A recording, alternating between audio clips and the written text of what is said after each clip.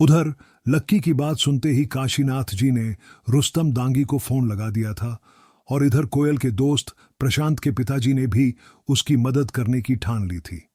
प्रशांत के पिता जयेश ने कोयल की मदद करने के लिए इसलिए हां कर दी थी क्योंकि Delhi trade and merchant union के अध्यक्ष चेतन मित्तल उनके स्कूल के खास दोस्त थे। अगर चेतन मित्तल ने इस मामले में क्रांति रायजादा को फोन भी कर दिया तो कोयल की सारी मुश्किल एक बार में ही हल हो जाती। इस वक्त चेतन मित्तल अपनी कंपनी में किसी विदेशी क्लाइंट के साथ एक डील साइन करने में जुटे हुए थे। इस क्लाइंट से न सिर्फ चेतन मित्तल की कंपनी को बल्कि दिल्ली के हर छोटे बड़े व्यापारी को ढेर सारा फायदा होने वाला था। पूरा सौदा लगभग 1500 करोड़ रुपए का था। जब यह मीटिंग चल रही थी तभी चेतन मित्तल के कॉन्फ्रेंस रूम का दरवाजा खुला और उनका सेक्रेटरी हॉल के अंदर आ गया।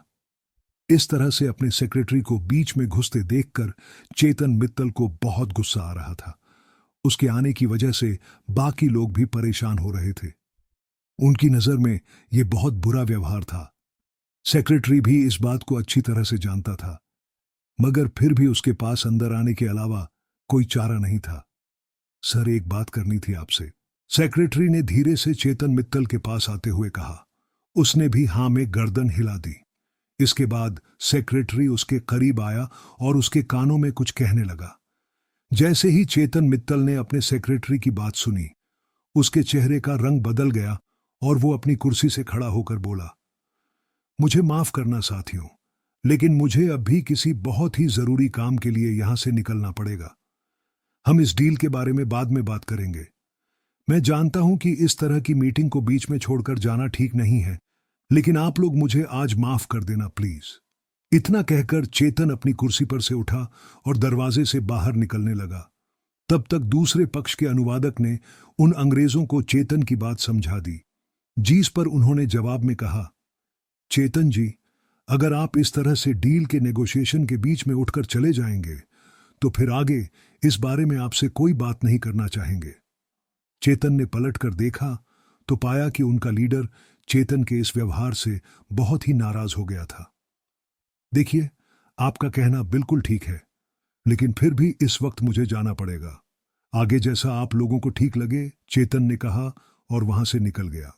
उसके सेक्रेटरी ने उसके कान में यह कहा था कि अभी अभी रुस्तम डांगी का फोन आया था और उसने लॉयन ग्रुप और कोयल ग्रुप के बीच जो विवाद था उसे सुलझाने के लिए चेतन मित्तल को याद किया था।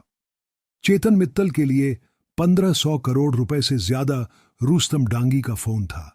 वो एक बार के लिए अपने धंधे में नुकसान झेल सकता था, लेकिन वो रुस्तम डांगी की नाराजगी किसी भी कीमत पर नहीं झेल सकता था। अगर ऐसा होता ना तो सिर्फ उसे पैसों का नुकसान नहीं होता, बल्कि उसकी पूरी कंपनी और अध्यक्ष होने की उसकी जो छवि थी वो छवि एक बार में ही धूमिल हो जाती। इधर चेतन मित्तल सबसे नीचे माले पर पहुंच गया था और अपनी गाड़ी की ओर बढ़ता जा रहा था। उसका सेक्रेटरी भी उसके पीछे पीछे ही आ रहा था। ठीक इसी वक्त प्रशांत के पिता जयेश भी चेतन के दफ्तर में पहुंच चुके थे। चेतन भाई जयेश जी चेतन की ओर देखकर मुस्कुराए और उसकी ओर बढ़ने लगे। उन्हें इस बात का पूरा भरोसा था कि चेतन उनकी इस मामले में कुछ मदद कर सकता था, लेकिन चेतन ने उसकी तरफ मुड़कर भी नहीं देखा और ना ही उसकी बात को सुना। वो दरवाजे से सीधा बाहर निकल गया और अपनी गाड़ी में बैठ गया। इधर लक्की भी लाल किले की दीवार पर आकर बैठ गया था। वहीं पास में एक चौपाटी थी जहां पर ढेर सारे लोग शाम के वक्त घूमने फिरने आया करते थे। लक्की वहां आते जाते हुए लोगों को अकेला बैठकर देख रहा था। एक प्रेमी जोड़ा दीवार पर थोड़ी ही दूरी पर उसके पास बैठा हुआ था। वो दोनों एक ही आइसक्रीम को बारी बारी से खा रहे थे। लक्की को उन्हें देखकर डिंपल के साथ बिताए वो सुहाने दिन याद आ रहे थे। हालांकि अक्सर उसके साथ खाना बनाता था और उसे यही लाल किले की दीवार पर बैठाकर खिलाता था।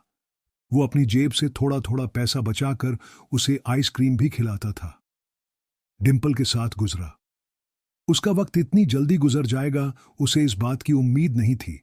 भले ही उसे अपने आप पर यह शक था कि वो परीक्षा में पास कर पाएगा या नहीं, लेकिन उसे कभी यह शक नहीं था कि वो और डिंपल एक दूसरे से अलग हो जाएंगे। उन दोनों ने इस दीवार पर बैठकर कितने सारे वादे किए थे, कितनी बार डिम्पल अपना सिर उसकी गोदी में रखकर यहां से लाल किले की मीनार को देखा करती थी। उसे उम्मीद ही नहीं थी कि ये रातों रात इतनी बदल जाएगी। डिम्पल उसके लिए उस मीनार जैसी हो गई थी जिसे अब वो सिर्फ देख सकता था, छू नहीं सकता था। जब लक्की अपने इन सब ख्यालों में खोया हुआ था, ठीक उसी वक्त फिर से उसके फोन की घंटी बजी। लक्की ने देखा यह भूमिका का फोन था। उसका फोन देखते ही लक्की उदास हो गया था। सिर्फ डिम्पल ही नहीं बल्कि भूमिका भी उन लड़कियों में से थी जो उसके सीधेपन का बहुत फायदा उठाती थीं। वो कॉलेज की चीयर लीडर टीम की लीडर थी। लक्की भी उस टीम का अभी तक एक हिस्सा था। भले ही उस टीम में सभी लड़कियां थीं, लेकिन कपड़े उठाने, सामान उठाने, बाजार कुछ ले जाने का सारा काम लक्की ही देखता था। वो लड़कियां थीं और इसलिए वो ये सब काम नहीं कर सकती थी। इसलिए लक्की इन सब चीजों के लिए उनका असिस्टेंट बन गया था। हेलो लक्की, अभी के अभी ना मैदान में आओ, उधर से भूमिका ने कहा। हां, पर क्या हुआ? लक्की ने पूछा। ज्यादा सवाल जवाब मत करो, जो कह रही हूं वो करो। वैसे भी यहां मेरा दिमाग खाने वाले बहुत से लोग मेरे सिर पर बैठे हुए हैं, भूमिका ने कहा और बिना लक्की की बात सुने ही फोन काट दिया। लक्की को कभी कभी भूमिका के ऊपर हंसी आती थी। उसका दिमाग अक्सर गर्म ही रहता था और फिर भी उसे लीडर बना दिया गया था। ऐसे में तो वो और भी ज्यादा गर्म हो जाती थी, इसलिए लक्की उसकी बातों का ज्यादा बुरा नहीं मानता था। यहां बैठकर डिम्पल को याद करने से तो अच्छा है कि वहां चलकर कुछ काम ही किया जाए, लक्की ने अपने आप से कहा और दीवार के नीचे कूद गया। इसके बाद उसने अपनी पैंट साफ की, अपना हाथ साफ किए और मैदान की ओर जाने के लिए निकल गया। थोड़ी ही देर बाद लक्की मैदान में पहुंच चुका था और उसने देखा कि मैदान में अभी 5-6 सुंदर लड़कियां खड़ी थीं। लक्की, पहले तो तुम इधर आओ, तुम आज इतने स्लो मोशन में क्यों चल रहे हो? भूमिका ने लक्की को अपने पास बुलाते हुए कहा।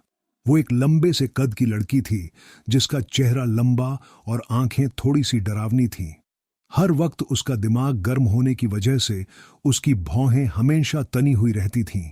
इससे पहले कि लक्की कोई जवाब दे पाता, भूमिका ने अपनी जेब से 100 रुपये का नोट निकाला और बोली, जाओ और मेरी सभी साथियों के लिए पानी का बोतल लेके आओ। अरे यार, ये तो तुम मुझे फोन पे ही बता सकती थी ना। अगर तुम पहले ही बोल देती तो मैं पहले ही लेकर आ जाता। अब फिर से इतना जाओ, लक्की ने कहा।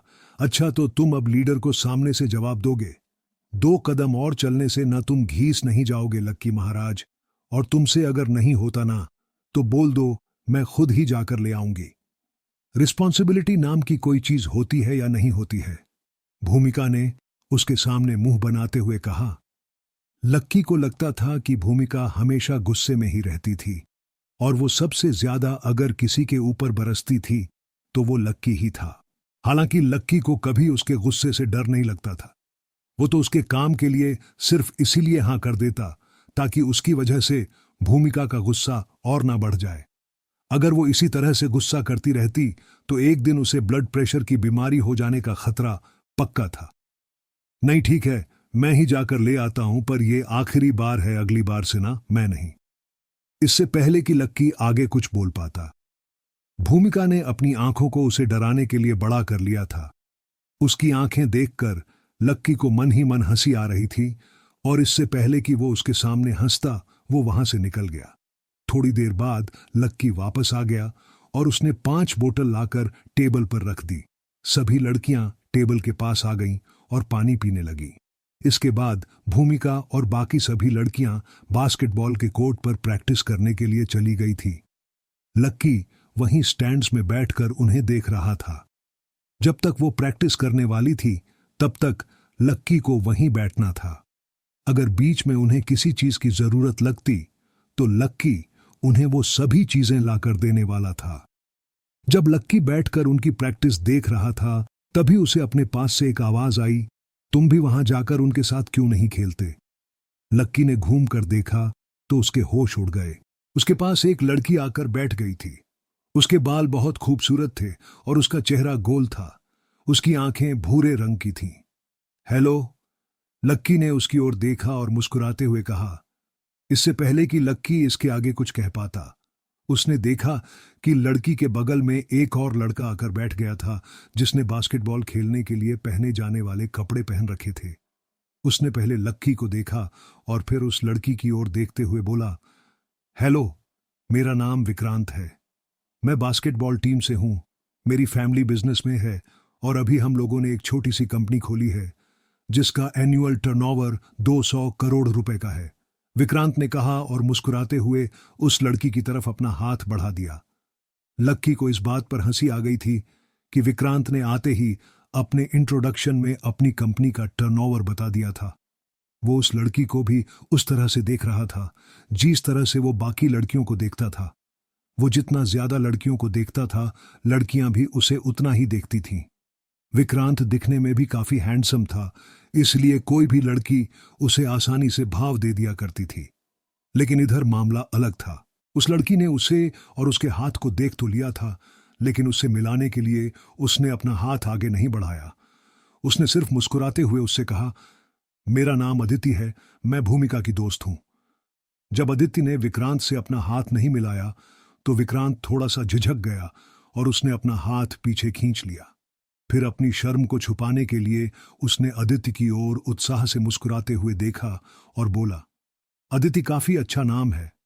भूमिका तो वैसे अभी प्रैक्टिस में बिजी है और उसे तो अभी थोड़ा टाइम भी लगेगा, इसलिए वो अभी तुमसे बात नहीं कर पाएगी। अगर तुम चाहो तो मैं तुम्हें वॉक पर ले जा सकता हूं। मैं तुम्हें प्लेग्राउंड भी दिखा दूंगा और हम थोड़ी बातें भी कर लेंगे। You know, I just love talking to girls. Vikrant ने अपने बालों में हाथ फेरते हुए कहा, नहीं सॉरी, मैं यही ठीक हूं। अदिति ने एक मुरझाई सी मुस्कान के साथ उसे देखा और कहा। अदिति की इस मुस्कान ने विक्रांत के लिए सारे दरवाजे मानो उसके मुंह पर ही बंद कर दिए थे। वो शर्मिंदा तो बहुत महसूस कर रहा था, पर फिर भी अदिति इतनी सुंदर थी कि वो उसे अपने हाथ से यूं ही जाने नहीं देना चाहता था। वो चाहता था कि अदिति उसके साथ टहलने जाए, लेकिन इससे पहले कि वो अदिति को मना कर पाता, उसकी टीम के किसी साथी ने उसे बुला लिया और बीच में ही उसे जाना पड़ा। जैसे ही विक्रांत उन दोनों के बीच से उठकर निकला, अदिति लक्की की तरफ घूमी और उससे पूछा, तुम्हारा नाम क्या है? लक्की। लक्की ने बहुत ही फीका सा जवाब दिया। असल में जिस तरह से अदिति उसे देख रही थी, लक्की उसे देखता ही रह गया था। इतने प्यार से तो शायद कभी डिंपल ने भी उसे नहीं देखा था। उसकी बड़ी बड़ी आंखों में लक्की को अपने लिए थोड़ी सी भी घिन नजर नहीं आ रही थी। ना ही उसे ऐसा लग रहा था कि अदिति को उसके पास बैठने में किसी तरह का पछतावा हो रहा था। अदिति की नजरों में लक्की के लिए कोई दया या भाव भी नहीं था।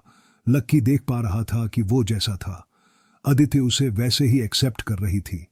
जब लक्की को इन सब चीजों का भान हुआ तो ना चाहते हुए भी उसके चेहरे पर अदिति के लिए एक मुस्कान आ गई।